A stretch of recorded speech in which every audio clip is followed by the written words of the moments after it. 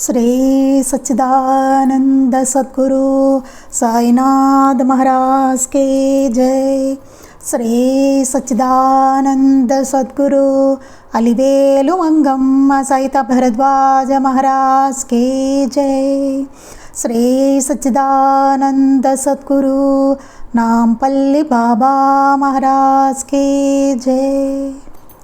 జై సాయి మాస్టర్. ఈరోజు సత్సంగంలో మనం టిబెట్ యోగి మిలారెపా చరిత్ర చదువుకుంటున్నాం. రచన పూజ్య ఆచార్య శ్రీ ఎక్కిరాల భరద్వాజ మాస్టర్ గారు. దీనిలో మనం అధ్యాయం 3 క్షుద్రోపాసన అనే అధ్యాయాన్ని మనం చదువుకుంటున్నాం.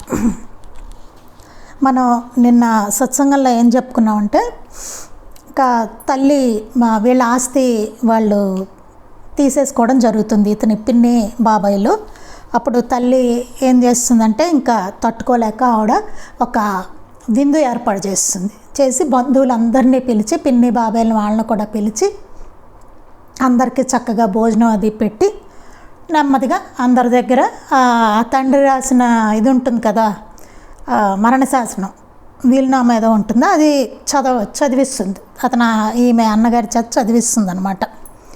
అంటే ఏంటంటే, ఇంకా ఇతనికి ఆ వయసు వచ్చినందున, మిలారెపాకి ఆస్తులు అవి చూసుకునే వయసు వచ్చినందున ఈ పిన్ని బాబాయిలు వీళ్ళ ఆస్తి వీళ్ళకి అప్పగించాలి, వీళ్ళ కుమారుడికి అప్పచెప్పేయాలి అని చెప్పి ఉన్నది చదువుతుంది.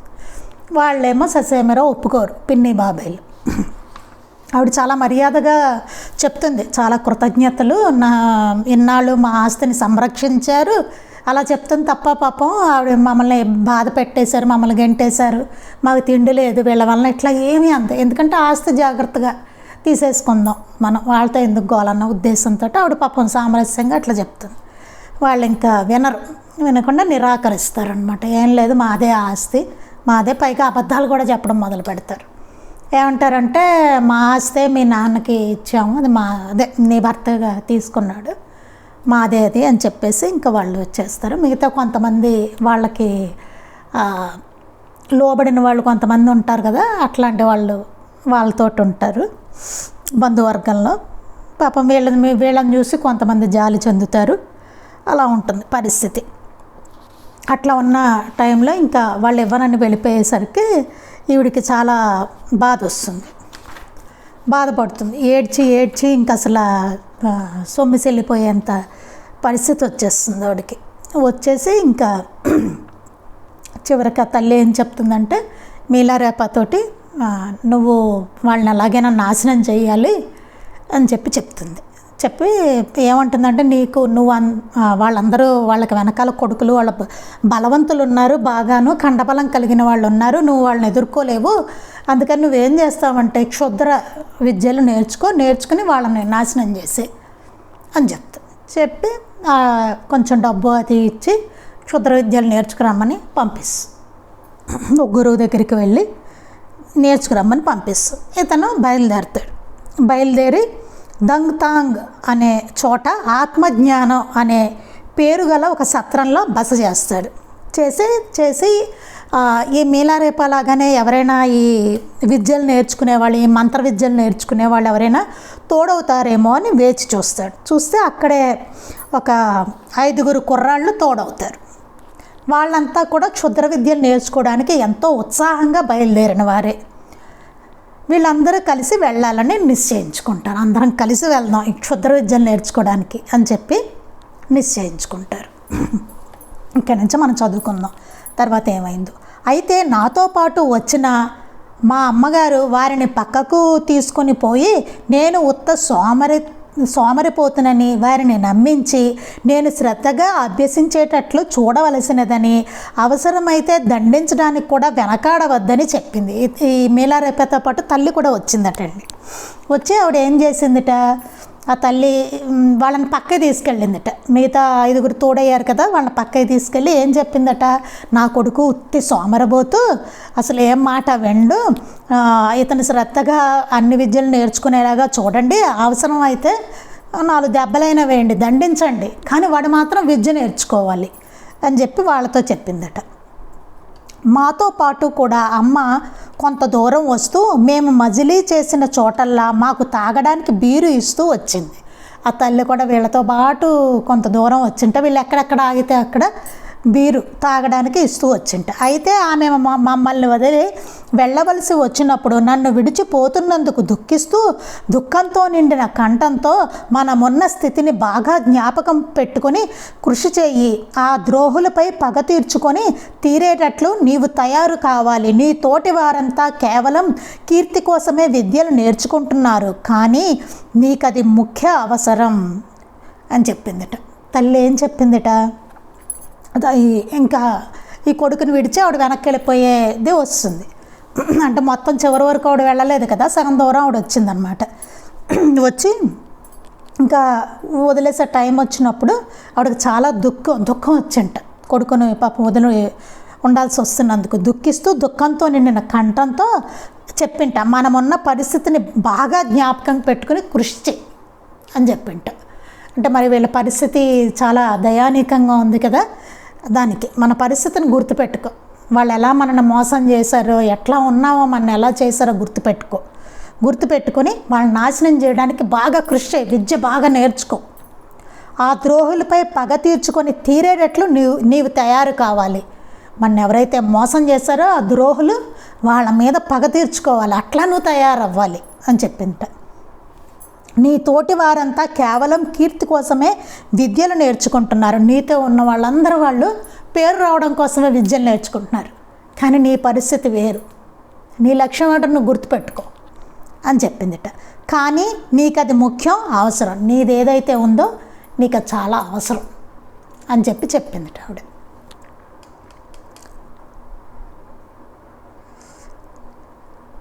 నీవు గనుక క్షుద్ర విద్యలు సాధించకుండా వచ్చావంటే నీ కళ్ళ ఎదుట నా ప్రాణాలు తీసుకుంటానని నాతో చెప్పింది. ఇంకా ఇతనితో ఏం చెప్పిందిట, నీవు కనుక క్షుద్ర విద్యలన్నీ సాధించకుండా కనుక మళ్ళీ నువ్వు తిరిగి వస్తే కనుక నీ కళ్ళెదుటే నేను చనిపోతాను, నా ప్రాణాలు తీసుకుంటాను అని చెప్పిందిట ఆవిడ. నాకు తెలుసు మా అమ్మ అనుకున్నంత పని చేసి తీరుతుందని. నాకు తెలుసు మా అమ్మ అనుకున్నంత పని కూడా చేస్తుంది అంటున్నారు మీలారెప్ప. అందుకే ఆమె మాటలు నన్ను కదిలించి వేశాయి. నేను కూడా దుఃఖంతో కన్నీళ్లు పెట్టుకుంటూ ఆమె మాటలను అక్షరాలా నెరవేర్చి తీరుతానని ప్రమాణం చేస్తూ వీడ్కోలు చెప్పాను. అప్పుడు ఈ మీలారెప్ప ఏం చేశారంటే దుఃఖంతో కన్నీళ్ళు పెట్టుకుంటూ, అమ్మ నువ్వు ఏం చెప్పావో అది అక్షరాలా నేను నెరవేర్చి తీరుతాను అంటూ ప్రమాణం చేసి ఇంకా తల్లికి వీడ్కోలు చెప్పి బయలుదేరట. తరువాత నా దగ్గర ఉన్న రంగులను అమ్మి బంగారు నాణేలుగా మార్చుకొని ప్రయాణం సాగించి క్షుద్ర విద్యలు నేర్పు గురువుగారుండే ఊరికి నేను స్నేహితులు చేరుకున్నాము. తర్వాత ఇతని దగ్గర ఏవో రంగులు పట్టుకెళ్ళట అమ్మడానికి, అవి అమ్మి బంగారు నాణేలుగా వాటిని మార్చుకున్నట్ట. ఇంకా ప్రయాణం సాగిస్తూ ఎవరైతే క్షుద్ర విద్యలు నేర్పే గురువు ఉన్నారో ఆ ఊరికి ఈ మీలారేపాను వాళ్ళ స్నేహితులు వచ్చారట. నేను నేర్చుకోదలిసిన విద్యలన్నిటినీ నేర్చుకోవడానికి, విద్య నేర్చుకునే కాలంలో నన్ను పోషించడానికి నా దగ్గర ఉన్న సర్వస్వాన్ని, నా శరీరాన్ని ఆయనకు కానుకగా ఇచ్చాను. ఇతని దగ్గర ఏముందో అదంతా గురువుగారు ముందు పెట్టేసట. నాకు ఈ క్షుద్ర విద్యలన్నీ నేర్పించాలని నన్ను నేను కూడా అర్పించుకుంటున్నాను మీకు కానుకగా, నా శరీరాన్ని కూడా.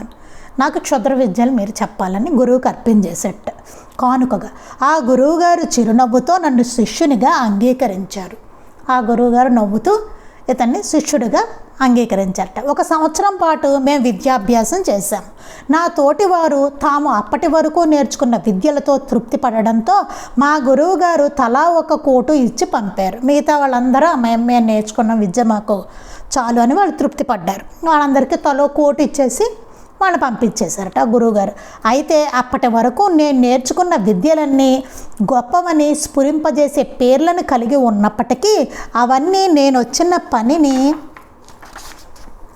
నెరవేర్చగలవని కానీ, క్షుద్ర విద్యల్లో నేను కనీసం మొదటి మెట్టునైనా అధిగమించానని కానీ నాకు అనిపించినందున నన్ను పంపించి వేసేటప్పుడు నా గురువు నాకు ఇచ్చిన కోటును చక్కగా మళ్ళీ మడత వేసి ఆయనకు కానుకగా సమర్పించుకోవడానికి నా దగ్గర అది తప్ప ఇంకేమీ లేదు కనుక దానినే ఆయనకు సమర్పించి ఇంతకంటే గొప్పదైన విద్య నేర్పవలసిందిగా కోరడానికి మరలా వెనుకకు బయలుదేరాను. నేనేం చేశారట, అందరితో పాటు ఇతనికి కూడా కోట్ ఇచ్చారు వెళ్ళిపోవడానికి. కానీ ఇతనికి అర్థమైంది ఏంటంటే అప్పటి వరకు నేర్చుకున్న విద్యలన్నీ గొప్పవే అయినా సరే అవన్నీ ఇతను వచ్చిన పనిని అవి ఫుల్ఫిల్ చేయలేవు. ఎందుకంటే వాళ్ళని చంపేటంతగా క్షుద్ర విద్య ఇంకా ఆయనకి రాలేదన్నమాట. అందుకని ఏం చేసేట, ఇంకా నా దగ్గర ఏమీ లేదు, ఆయన ఇచ్చిన కోటు తప్ప. అందుకని నా దగ్గర తప్ప ఇంకా మీరు ఇచ్చింది తప్ప నాకు ఇంకేమీ లేదు సమర్పించడానికి. ఇంతకంటే గొప్పదైన విద్య నేర్పవలసిందిగా కోరుతానని చెప్పి మరలా వెనక్కు బయలుదేరట మిలారేప.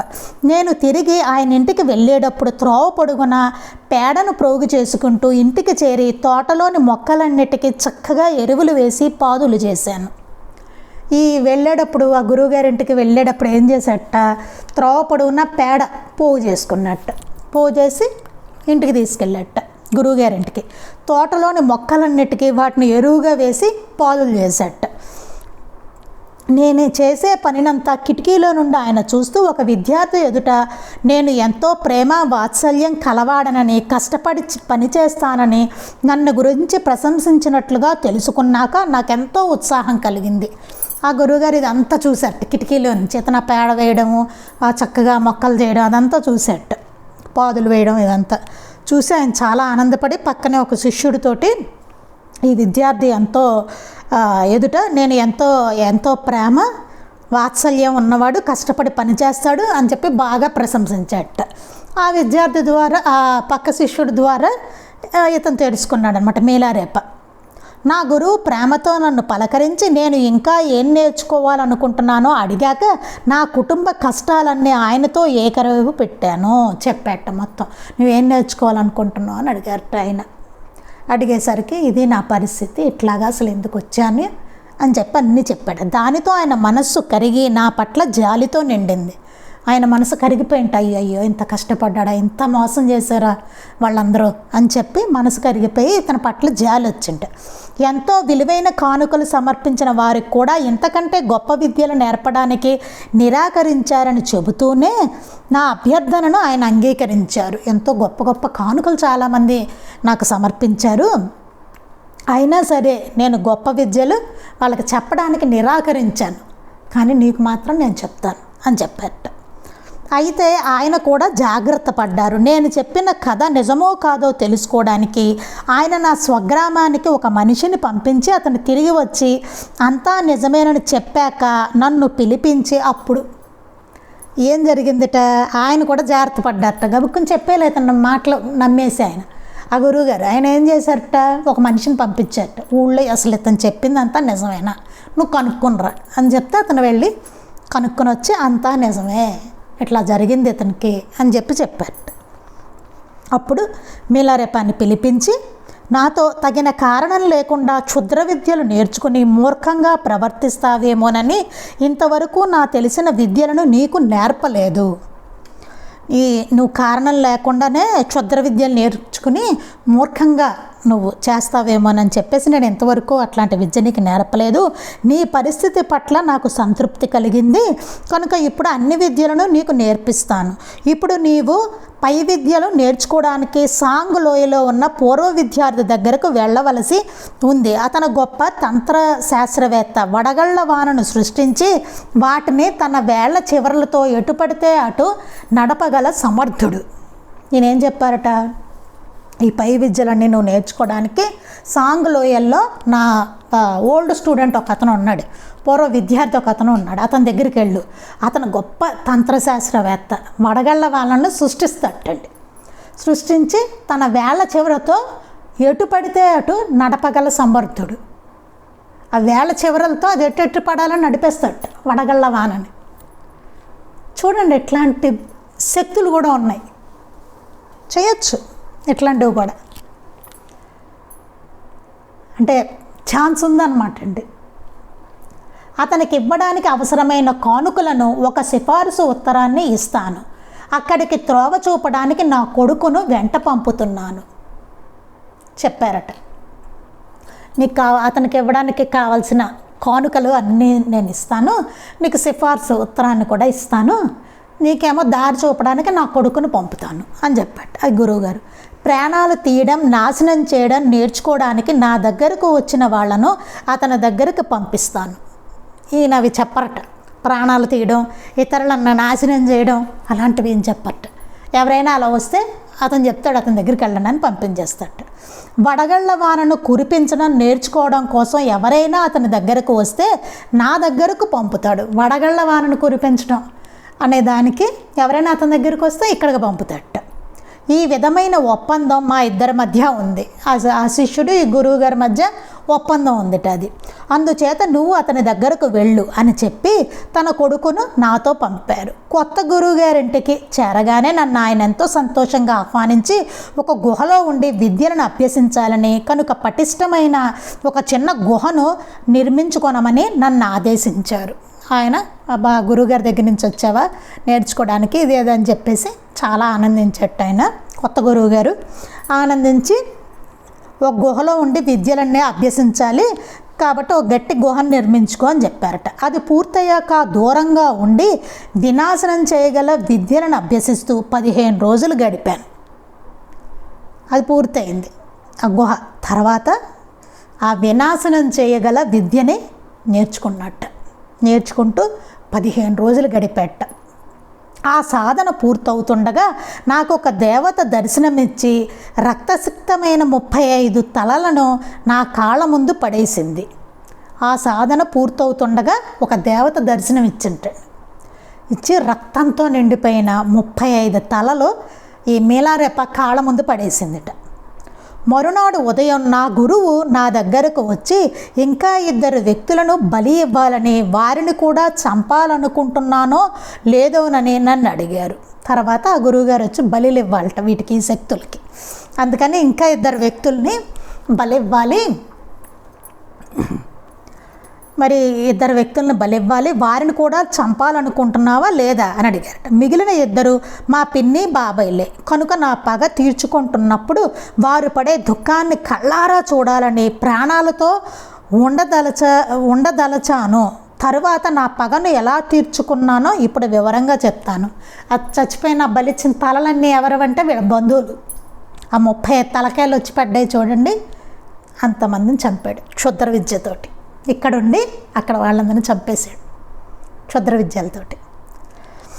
చంపించి ఇంకో 2 తలకాయలు ఎవరంటే వాళ్ళ పిన్ని బాబాయ్, వాళ్ళిద్దరిని బలిస్తారు అని చెప్పాడు. అంటే చూడండి పాసిబిలిటీ ఉంది ఇట్లాంటివి చేయడానికి. వడగళ్ళ వాడిని సృష్టించవచ్చుట, ఎక్కడో ఉన్న మనుషుల్ని చంపేయచ్చుట, ఇట్లా కూడా చేయొచ్చుట. అంటే శక్తులు అనేవి మంచికి ఉపయోగపడే ఉంటాయి, ఇట్లా చెడ్డకి చేసే శక్తులు ఉంటాయి. అది సాధించడం పెద్ద గొప్ప విషయాలు ఏమీ కాదు. వడగళ్ళ వాడిని కురిపించవచ్చుట. చూడండి అసలు ఎట్లా ఉందో. మనిషి ప్రాణాలు కూడా తీసేయచ్చుట. ఇవన్నీ విద్యలు, తంత్ర విద్యలు. ఇప్పుడు ఏం చెప్తున్నారు ఈయన, సరే ఇంకా నా పిన్ని బాబాయిల మీద పగ తీర్చుకోదలిచాను అని చెప్తున్నాడు ఆయన. ఆ రోజున మా పిన్ని బాబాయిల పెద్ద కొడుకు పెళ్ళి. టైం ఎట్లా పెట్టాడంటే ఆ పిన్ని బాబాయిల పెద్ద కొడుకు పెళ్ళి జరుగుతుందన్నమాట. చాలామంది అతిథులు ఆ ఇంట్లో ఆపాటికే చేరుకున్నారు. చాలామంది వచ్చేసారు. మా కుటుంబంపై సానుభూతి గల కొందరు మాత్రం పెళ్ళికి వెళ్ళడానికి ఉత్సాహం లేనందున ఆలస్యంగా బయలుదేరారు. వీళ్ళ మీద ఈ మేలారేప తల్లి వీళ్ళ మీద కొంచెం సానుభూతి ఉన్న వాళ్ళు ఉంటారు కదా, ప్లస్ అతను పిన్ని బాబాయిలు చేసిన చెడు తెలిసిన వాళ్ళు ఉంటారు కదా, ఇష్టపడని వాళ్ళు. అట్లాంటి వాళ్ళందరూ మాత్రం ఏదో చివరిలో వెళ్ళొచ్చేద్దాంలే అని చెప్పి చివరిలో వాళ్ళు బయలుదేరారట. వారంతా అప్పటికి నేను క్షుద్ర విద్యలను అభ్యసించి ఉంటానని, త్వరలో వచ్చి పగ తీర్చుకుంటానని, ఒకవేళ నేను ఆ సామర్థ్యమును పొందలేకపోయినా మా పిన్ని బాబాయిల పాపం పండి వారిని నాశనం చేసే రోజులు దగ్గర పడ్డాయని వారిలో వారు చర్చించుకుంటున్నారు. వాళ్ళందరూ అనుకుంటున్నారట ఈ మేలారేప ఈ బాటికి క్షుద్ర విద్యలన్నీ నేర్చుకుని ఉంటాడు, వచ్చి వీళ్ళ సంగతి చూస్తాడు. ఒకవేళ అలాంటివి సామర్థ్యం పొందలేకపోయినా మేలారేప ఈ పిన్ని బాబాయిల పాపం పండింది, ఇంకా ఇంతకాలం అయింది కదా పాపం పండి వీళ్ళకి నాశనం అయ్యే రోజులు మాత్రం దగ్గర పడ్డాయి అనేసి వాళ్ళల్లో వాళ్ళు మాట్లాడుకుంటున్నారట. బంధువులు వీళ్ళ వైపు ఉన్నవాళ్ళు అనమాట, వీళ్ళ మీద సానుభూతి ఉన్నవాళ్ళు. పెళ్ళి ఇల్లు కనపడేదంత దూరానికి వారు రాగానే నేను నా శక్తులను ప్రయోగించాను. ఆ పెళ్ళి జరుగుతున్న ఇల్లు వాళ్ళకి కనబడేటంత దూరానికి వచ్చారట. ఆ టైంలో ఈ మేలారేప శక్తులు ఆయన ప్రయోగించట. అప్పుడు ఏమి జరిగిందంటే ఒక పని మనిషి బావిలో నీళ్లు తోడుకునే పోవడం కోసం ఇంట్లో నుండి బయటకు వస్తూ గుర్రపు శాలలో నుండి పోతున్నందువలన అక్కడ దృశ్యాన్ని చూచి బిత్తరపోయింది. ఒక పని మనిషి అప్పుడు జరిగిన సంఘటన ఏంటంటే, ఒక పని మనిషి బావిలో నీళ్లు తోడుకు వెళ్ళడానికి ఇంట్లో నుండి బయటకు వస్తూ గుర్రపు శాలలో నుండి వెడుతున్నందువలన అక్కడ ఒక దృశ్యాన్ని చూసి బిత్తరపోయింట. ఆ గుర్రపు శాలలో గుర్రాలకు బదులు పెద్ద పెద్ద సాలిపురుగులు, పాములు, తేళ్ళు ఆమె కంటపడ్డాయి. అదేమో గుర్రపు శాల, గుర్రాలు లేవుట, పెద్ద పెద్ద సాలిపురుగులట, పాములట, తేళ్ళుతో ఉందిట. అది ఒక భయంకరమైన తేలు ఇంటికి మూల ఉన్న స్తంభాన్ని పెకిలించి వేయడానికి ప్రయత్నిస్తున్నది. ఒక పెద్ద తేలుట భయంకరంగా ఉందట. అది ఒక మూలలో ఇంటిని స్తంభాన్ని పెకిలించేస్తుంటుంది. ఆ దృశ్యం చూసి ఆమె కెవ్వున కేక వేయడంతో అక్కడ ఉన్న గుర్రాలన్నీ బెదిరిపోయి బంధాలన్నిటినీ తెంచుకొని అటు ఇటు త్రోసుకోసాగాయి. ఈ గొడవలో ఒక గుర్రం పిల్ల వచ్చి మూల స్తంభమును బలంగా ఢీకొనడంతో స్తంభం కాస్త పక్కకు తొలగిపోయింది. ఇంకా అక్కడంతా నానా ఇదే అయిపోయింది, బేభత్సం అయిపోయింది. ఆ గుర్రాలేమో ఇంకా అరుపులకి కెవ్వున గుర్రాలన్నీ బెదిరిపోయేట, అవన్నీ తెంచుకొని పరిగెట్టడం మొదలెట్టింట. ఇంకా దానితో ఒకసారి ఇల్లంతా కుప్పకూలిపోయింది. ఆ చిన్న గుర్రం ఒకటి వెళ్ళి ఆ స్తంభాన్ని ఢీకొట్టింట. దాంతో ఆ స్తంభం పడిపోయి ఇల్లు పడిపోయింట. దాని కింద పడి 35 మంది అతిథులు చనిపోయారు. ఆ స్తంభం పడిపోయేసరికి, ఇల్లు కూలేసరికి 35 మంది ఆ పెళ్ళికి వచ్చిన అతిథులు చనిపోయారట. వారు ఆ ఇంటి శిథిలాలలో ఊపిరాడక పడి ఉన్న గుర్రాల చెంతనే సమాధి అయిపోయారు. అక్కడ గుర్రాలు కూడా ఊపిరాడకుండా పడి ఉన్నాయి. ఆ గుర్రాలతో పాటునే అక్కడే వాళ్ళు కూడా సమాధి అయిపోయారు ఆ శిథిలాల్లో. ఆ శిథిలాల నుండి దట్టముగా దుమ్ము లేచి ఆ ప్రాంతాన్నంతా కప్పివేసింది.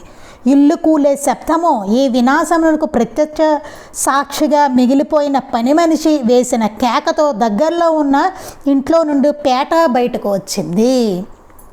ఇంతట్లో దుమ్ము లేచింట, ఇల్లు పడిపోయేసరికి ఇంకా పెద్ద శబ్దం అవుతుంట.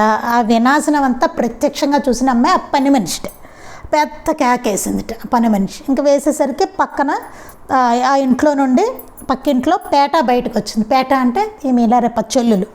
అమ్మ త్వరగా రా, పిన్ని వాళ్ళ ఇల్లంతా కూలిపోయింది, దాని కింద పడి చాలామంది చనిపోయారు అంటూ మా అమ్మని పిలిచింట పేట. ఇతని చెల్లులు, అమ్మ రామ్మ, పిన్ని వాళ్ళ ఇల్లంతా, పిన్ని బాబాయిల ఇల్లంతా కూలిపోయింది, అందరూ చచ్చిపోయారు లోపల అని చెప్పి పిలిచింట. మా అమ్మ తన చెవులను తానే నమ్మలేక పరిగెత్తుకుంటూ బయటకు వచ్చింది. వాళ్ళ అమ్మ తన చెవులు తానే నమ్మలేకపోయింట. ఇదేమిటి నిజమా అనుకుంటూ గబగబా బయటకు వచ్చిందట. ఇంకేముంది, ఆవిడకి ఆనందం, ఆహా ఓహో అనుకుంటూ ఏం ఆనందపడింది, ఏంటి తర్వాత ఏం జరిగింది అనేది మనం రేపు చదువుకుందాం. శ్రీ సచ్చిదానంద సద్గురు సాయినాథ్ మహారాజ్ కీ జై. శ్రీ సచ్చిదానంద సద్గురు అలివే